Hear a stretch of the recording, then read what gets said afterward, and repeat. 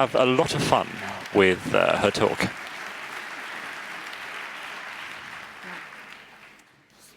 Moin Hamburg. Moin Hamburg. Wer bin ich, dass ich hier heute reden darf? Who am I? I work for the left faction in the German parliament and was part of the AI Commission, and I used to work in digital education, and I've been watching this topic of AI and education for several years. I gave a talk on the Remote Congress 3 years ago on the same topic, but it was still kind of blurry, and America and China might have been doing things, but not really in Germany. But that suddenly changed in Germany with ChatGPT. AI in schools is now omnipresent, and it's clearly become a bigger topic. I'm very glad about that. I'm not going to tell you how to use ChatGPT in teaching. I only want to give you some ideas of what to watch out for with AI in the classroom, because this topic is only going to grow over the next few years. And of course, not everything doesn't have to happen as I tell you, but I think this is a good moment to focus on a few things. So over the next half hour, I'm going to give you an introduction on the status quo, then promises and challenges, propose some ideas for assistance, and give an outlook on AI regulation. When I prepared this talk, I thought, okay, it's at the end of the year, the AI regulation will be here. As you know, this was optimistic. But what's the status quo anyway? There is automation and AI in schools. That's been there for a couple of years already. The knowledge or the realization that this happens isn't quite as extensive yet, and that's not because schools don't want to know or don't understand. It's mainly due to the intransparency of vendors. Because while other industries like to advertise the use of AI, that's not the case in schools, because learning is a social process, and automation, AI, tech isn't a very popular subject, and industry and EdTech startups have hidden behind terms like intelligent tutor systems or adaptive learning, so that the real extent of automation has been hidden. And then there are large gaps of knowledge and expertise. The knowledge on KI has increased. A lot of people know about the terms AI and can explain what an algorithm is, but in society at large there are large gaps, and so it is in schools. The expertise we have there is mostly applied expertise, so how to use ChatGPT in school, but knowing what is an AI system, how is it built up, what's the difference to standard software, that's not at a level that we would need to see. And these gaps now meet this narrative of chances or opportunities from politics and industry, where, well, who like to admit that, yes, AI has risks and downsides, but the opportunities are so much larger. That's something we see everywhere in the debate on AI. We have risks, but the chances are so much bigger, and that's why we need to lift them and ignore the risks in order to not stand in the way of innovation. And these narratives exist from the EdTech industry on the one side. I don't mean advertising, but ED, not AD, so ED for education. And the same is true in politics on the level of the European Union, but also in federal ministries. AI is at the forefront, and always with this forefront of improving education and relieving teachers, which has always worked fantastically, hasn't it? One thing that's problematic in the debate is that there is no agreed definition of what AI is, what an adaptive learning system is, but we hope that the AI regulation at least gives us a definition that you can refer to, even though it probably won't be optimal. But what's the problem? Why do we need to talk about AI in schools on this this conference?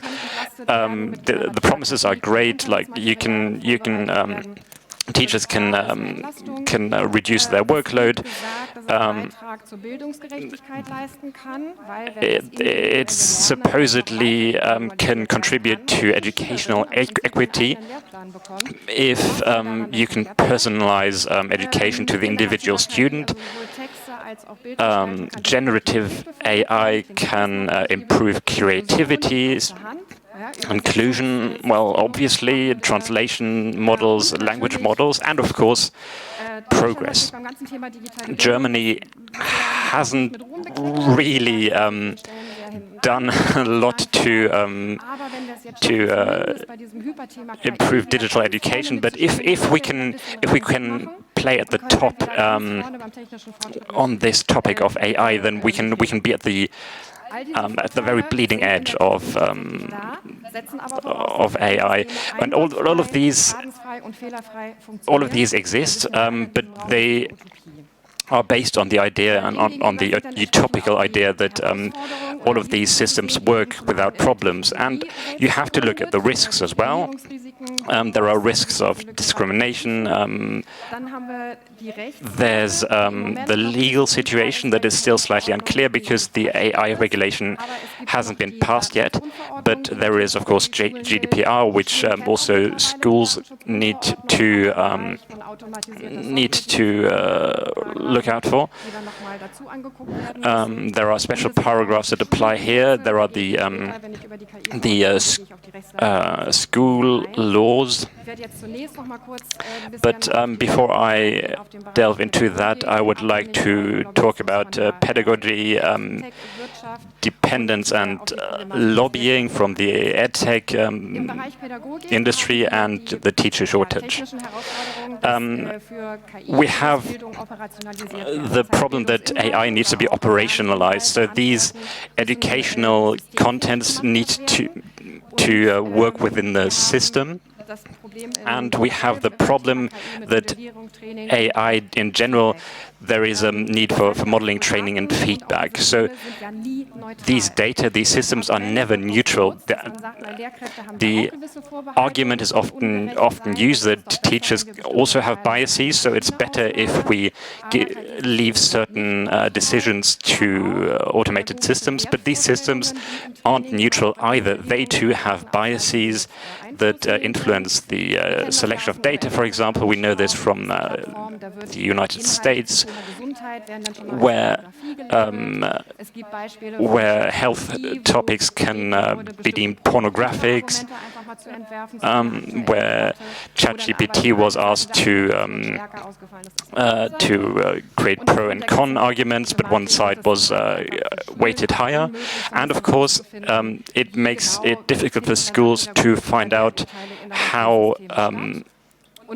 value judgments are happening. And to bring this back to real life, it's as if you added a second teacher to the classroom, but this second teacher won't tell you where they're from, what they studied, nor how they reached their decisions.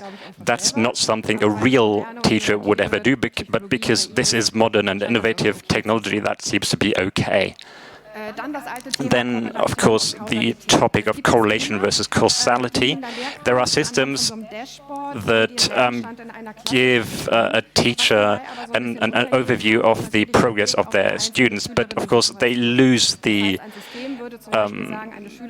focus on the individual student. So if an individual student has been performing more poorly, they might be might be classed in a new category, but a teacher would be better suited to understand if there are problems at home in the relationship of their parents, or if the student reached puberty. A teacher can figure these out, as an automated system won't figure it out. And of course, there are also answers that are wanted by the system and that can be deemed a success without actually them being based on a real progress in learning. I know of a student who simply added the required keywords to a text they wrote without actually any real understanding, and the system said, yeah, it's a great text because it simply counted the keywords. And of course, there's the theory of hyper-individualization. This individualization, this differentiation from within is something that's actually wanted. Because students are different and they learn at different speeds, and it's a good idea to give them different tasks. But if this leads to a hyper-individualization where each and every child has their own path of learning, then the social aspect will recede into the background. At the moment, there is no research that can confirm artificial intelligence in the school is helpful for the pedagogic aspect or is helpful for educational equality. And in the long run, we don't know anything yet. Can the schools with the good equipment, do they have to, can they learn with artificial intelligence, or is it that the poorly equipped schools have to use those systems? And then one of my most favorite topics, media competency. In the context of generative artificial intelligence, it's repeated over and over again. We all need media competency, and we have to learn how to deal with it. And my colleague Anna Roth has been given a presentation on Monday about digital violence. And this is also, of course, a topic in school with mobbing and violence and bullying. And women that have been suffering through digital violence, and it seems strange to tell them that you just need media competency. And of course, we do not point out enough about the work situations that are coming along with training such the artificial intelligence systems. And I can imagine that when we use it in educational systems, maybe we realize more what this means for the people in the background, what resources are used in order to generate those models. And we have been working for years to work towards that technology and software has to be free and has to be hackable. But then, of course, with the black boxes and closed artificial intelligence systems, we just teach the kids, computer says no, the system is closed, we can't do anything about it, you have to just take it like this. And I don't think that this, with that, media competency turns away from something active towards something passive on an individual level, and I don't think that this is what media competency is all about.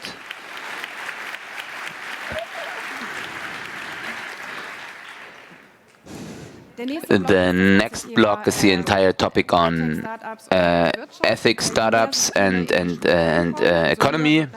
The more systems there are in the schools, of course, the higher is the dependency on those companies. We realized it with ChatGPT, where the general terms and condition has changed, and then they had to hire a time frame on 13 years, but they can also change different structures. Like in the beginning, it was free of charge with ChatGPT, but then there was a level of payment. So later on, the people that can actually afford it, they can continue working with the better systems, and the others just have to stick with what they can reach without payment.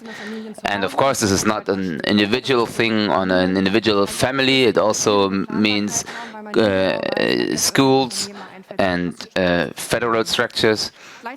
And at the same time, there's a dependency on in the IT security. There are nice research aspects. There are some people looking at learning apps. There was also a bigger investigation on Human Rights Watch. They had a look on the learning systems with respect to the pandemic situation, and they put out some critics on some systems that are also used in some federal states in Germany. And we have to fight for the level of IT security, and it has to be high. It's a utopia. It's a fight, and of course, the access to technology can change depending on the development of the company. Maybe a school is working with a system for a few years, and then the business case is changed, or the company is sold to Microsoft or something, or maybe the system goes down and we don't know what happens with the data. This is not an altruistic company just because they are working with educational area, and the business cases they have work on people that are not of full age yet, and then they improve on their data, and then they have license income. So it's a business case, and I just want to recommend the talk from Sebastian and Ingo from Net Politics on this topic. The authors they say, yeah, we are sticking to the general data protection rules, so there's no problem. But yeah, these kind of things, they already use data on minors, and this is something different. And of course, if you have been around, then you've realized that in Germany we have a problem with the shortage of teachers. And maybe because we have those systems, we stop putting so much effort into the question why we have this situation, and maybe we reduce the amount of power putting into that to fix it. And there are already quotes from people in charge that say, on the long run, we have to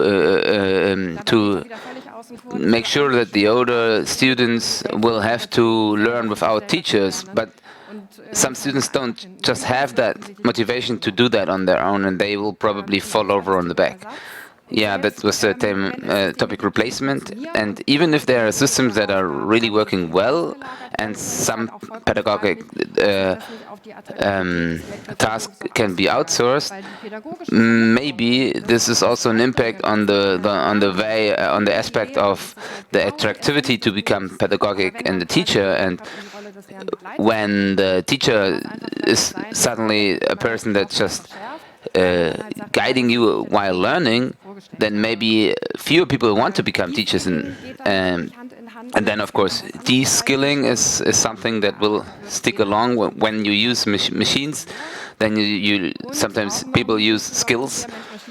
And then, of course, the topic of human-machine interaction. It's often repeated that the human in the end makes a decision, but there is some research which suggests that this is an illusion. We have a machine bias, and the illusion that the human person at the end will look at everything is just like covering up some of the problems.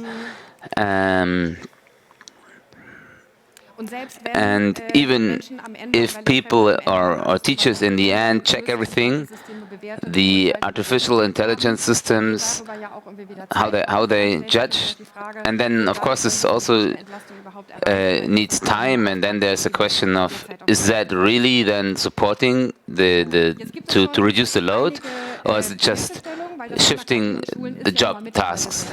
And of course, because the topic is real, we want to have some assistance, and there is some assistance about ChatGPT in the classroom, and how this happens in what are the risks of social impacts and stuff is mostly not content in those guidelines. And then there was a pandemic, so I had some time, and I started to write my own guidelines. And I had to work in the commission And I thought it's a very interesting thing to explain people how the systems are set up and which risks come in at which point, and you need to explain this so that we can take care that it's done properly. And then there's an initiative called Unblack Box. There we have this cooperation that we came up with these guidelines. You can find it online, you can contribute, you can reproduce it, you can copy it, and this guideline tries to look at artificial intelligence in a global sense and is not sticking to ChatGPT directly. And there are different levels. We start with the question, why do we have artificial intelligence in the first place? The school should ask this question: what artificial intelligence? Why do we want artificial intelligence? What is our problem? What data do we have? And is it really artificial intelligence that's the solution here? And then, of course, we came with some questions that you should put forward to the people offering systems. Which data sources do you use, and who's impacting the modeling, and of course the hands-on aspect, where we suggest that the teachers should talk to others that also work with the systems. Is it really helpful? How do the students interact with it? Is it fun? And then, of course, the aspect on work. So all the employed teachers get guidelines and help how they can protect themselves from maybe surveillance that happens, which qualifications they need or can ask for. And then there's another aspect of information where we refer to another document about machine and human interaction, just to point out that it's not imagined, but there are experiences from other people, other countries that we don't have to repeat. And we shouldn't even. And now there is a more exciting aspect. The AI regulation, we know there's going to be a definition. This definition is probably going to be a bit more broad than was being discussed initially, so it's going to encompass more systems. And when we have this definition, we hope that there's going to be an increased transparency on the part of the vendors, so that automation can no longer remain hidden. There is going to be some prohibitions. The use of emotion recognition is going to be prohibited, and there are two more areas that are going to be disallowed. You will not be allowed to use categorization on the basis of sensitive data, which probably includes biometrical data. There are already applications that use biometric data, and you will not be allowed to influence the behavior of people if this could lead to damage. Depending on how these systems are designed, some aspects might be banned, but these applications are usually going to be in the high-risk area, and there were several competing ideas of what should be covered by this high-risk area. Is it only systems that control access to educational organizations? We have to wait for the text, and there are some more areas that cover education. These are the exceptions for research. Systems that are being developed for research are going to be accepted from these. Of course, that might be abused. ChatGPT was initially conceived as a research tool, so we can expect to see more and more so-called research tools that actually real applications on the market. And of course, if AI research or research that uses AI happens to find that AI in research is great, then that would be an interesting finding, because these black box approaches are in violation of the scientific requirements of transparency, and that's not necessarily the case with AI. There are further exceptions for open source software under certain conditions. We want to support open source software, but in AI, open source doesn't necessarily mean there are no problems. The current example is Leon. You might have read about it. It's a database that was also used to train versions of Stable Diffusions, but it also includes child sexual abuse material. And it's the open source program of a German teacher. There are other systems that are being accepted here. Another highlight is that there is no external verification of these AI systems. Unlike with your car, there is no external verification. The companies themselves decide yes, we're high risk, but of course we follow the law. And this can only be controlled when a damage occurs. We don't know which would be the relative authority, how they would be endowed, how they would be able to follow their tasks. And these foundation models, actually, they should be their own talk. We try to make sure that foundation models aren't regulated on the developer side, but only on the user side. That would have affected not just small and medium enterprises, but also authorities and schools. Now we've found a kind of middle way. So for foundation or general purpose AI, there are going to be rules. They're not the same as the rules for high-risk systems. There are various definitions on why one system is different from the other, but from what I've heard from colleagues, it's very confusing. It seems very arbitrary how these lines are being drawn, simply to prevent developers from having to take on more responsibility. And of course, there's a rule that when you use a foundation model and either change it significantly, or when a basic application uses it in a high-risk application, you become a vendor of this system, and you're responsible for complying with this AI regulation. Of course, in education, everything is high-risk automatically, but that depends on what's being defined as high-risk in the legal text. So there's legal uncertainty, and it's unclear what is the threshold for becoming a provider where you have to bear legal responsibility. And there are various loopholes with real laboratories, tests under real conditions. So EdTech startups can still say we only do a pilot project for 1 year, and these two are mostly excluded from the AI regulation.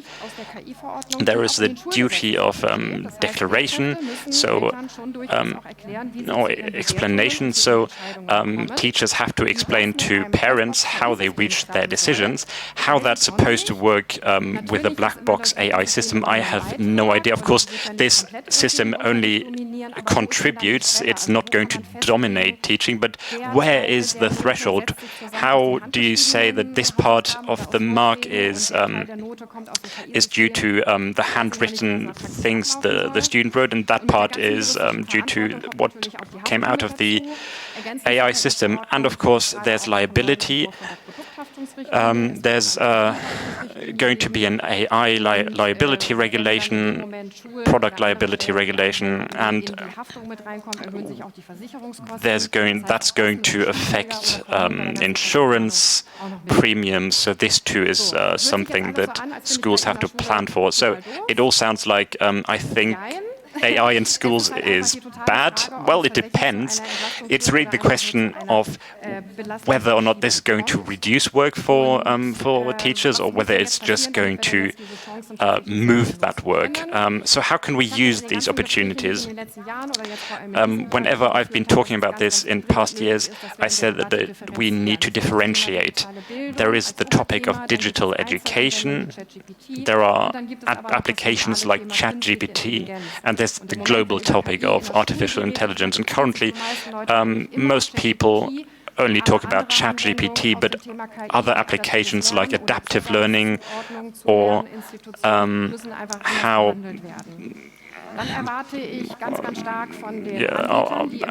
to be covered more. Then I expect that people who want to become active in these areas and companies that are actively using AI become more transparent, that we make these systems explainable as far as possible. If that means that we can only use certain algorithms, so what? Then we need these authorization procedures, especially in sensitive areas, and of course, in breadth and in depth, we need further education and training.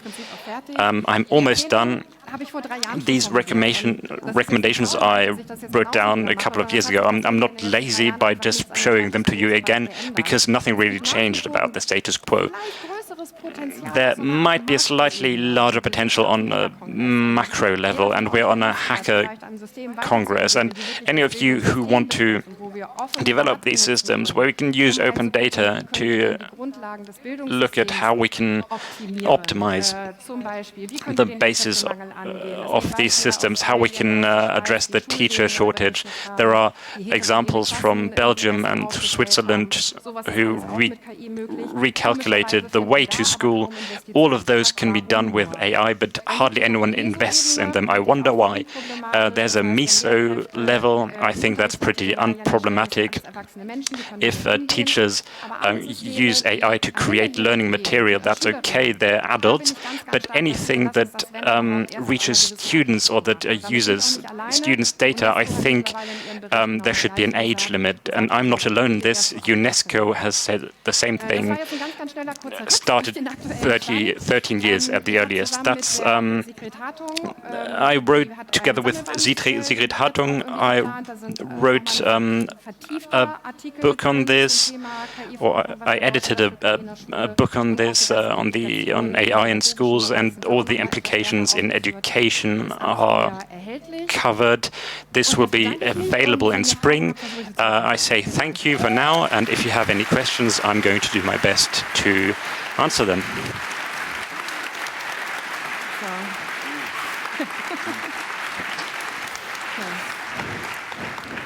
Thank you, Nina Gala, for this update. I suppose we have some questions. Number 3, please. Yeah, can you hear me? Yeah. Thank you very much for this exciting and helpful talk. I have a question about artificial intelligence systems as black box systems. Of course, this means big things, but also other platforms like Hugging Face. There are thousands of models. I'm interested in that context. Why is educational sector is not on default looking to open source? It's all tax money that is pushed into those systems. And of course, public money, public code should apply. The federal barriers may be overcome, and then there's enough money to pay for skilled developers that will produce open source tools, and then the students can actually contribute in working with their tools. this can also become part of the education, like improve your own tools. Why is this not the default? Yes, that's valid for all the applications in the public domain. We have this example, open source and artificial intelligence systems. Doesn't mean there's no problems.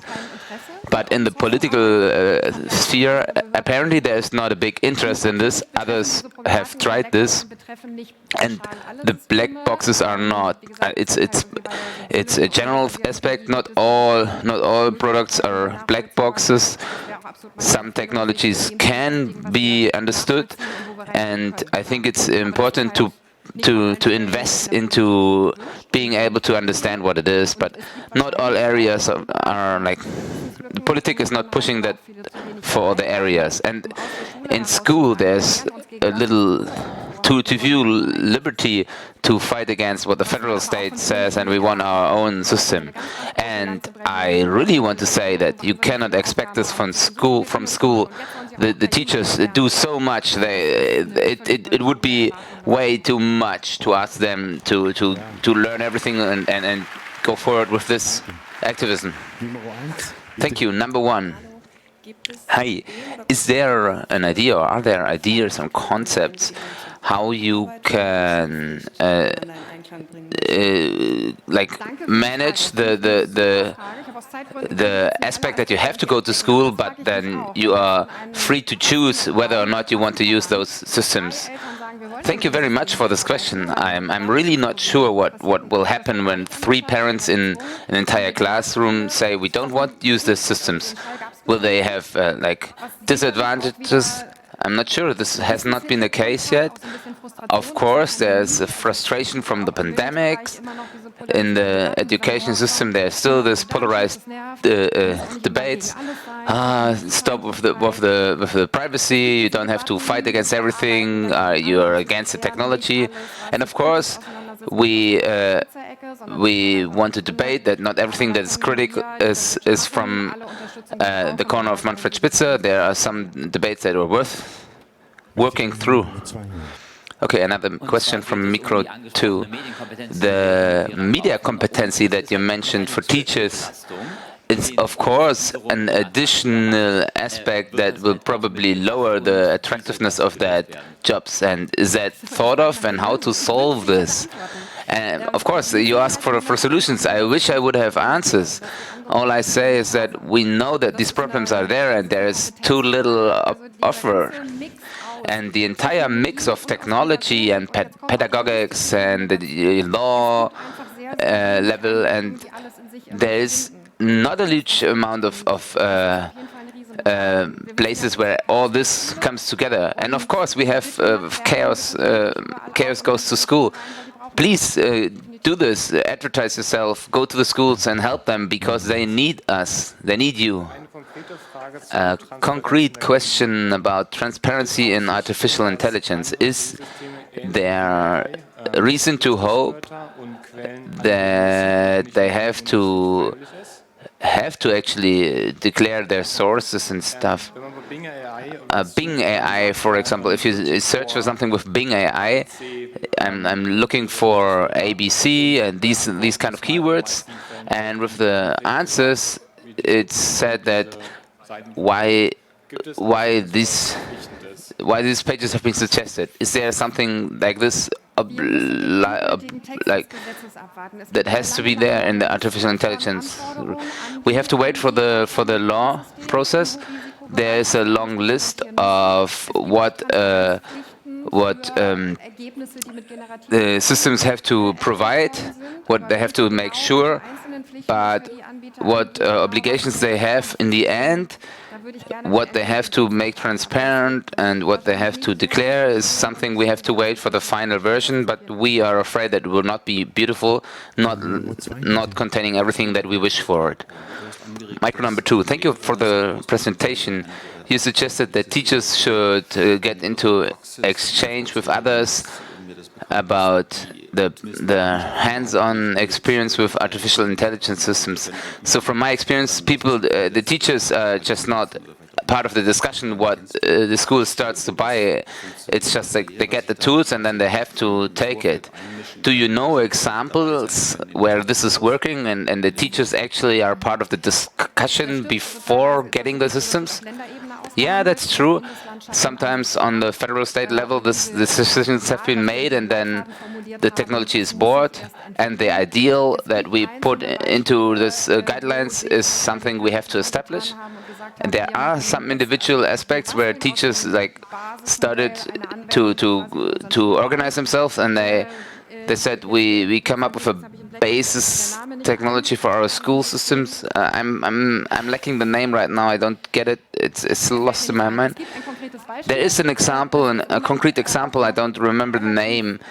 And the moment it's fine with the law because the artificial regulation is not in place yet. So all the systems that are in place until then don't apply. Like the artificial intelligence regulation does not apply to all the technologies. So FITE, the name of the system is FITE. Maybe you can check it out in your social media. At least they try to develop something, but I haven't managed to look into it in details. Thank you. I work and do research in this area since a couple of years, and I wanted to say that those systems are also helpful, because if we differentiate between what's the vision we want to reach and how rocky is the road, of course there's a lot of challenges to write those guidelines. I'm not sure if I would like to write those guidelines. It's probably a very difficult task. An example that I want to say, maybe I didn't quite get your worries. To reduce the amount of work for teachers, I don't want to have the example from the pre-talker. There's an open source tool. Can you please give me a guesstimation what you think, how good is the report of the student? Of course, I will pay attention to what's happening there with the student, and I'd say, look at those things and help me, give me some suggestions for correcting things. And of course, this is also difficult for the people that actually want to learn. For example, the German teacher has much more work to do because they have 10,000 pages to correct, and then of course the feedback will maybe differ from the first page. I don't want to judge anybody, but when I have to correct through the night, then of course these kind of systems can be helpful for the teachers. I don't want to ask the model, is it correct what the student says, but these is important things I want for an argumentation. Can you check whether this is whether this is contained in the answer of the student? Yes, sure. In theory, this could be helpful. The reality check shows that the systems are not quite yet there. Okay, we do this in our university since 1 year. Okay, then you're an exception. That's fine. I want to say thank you to Nina for this update about digital learning technologies. And can you please help me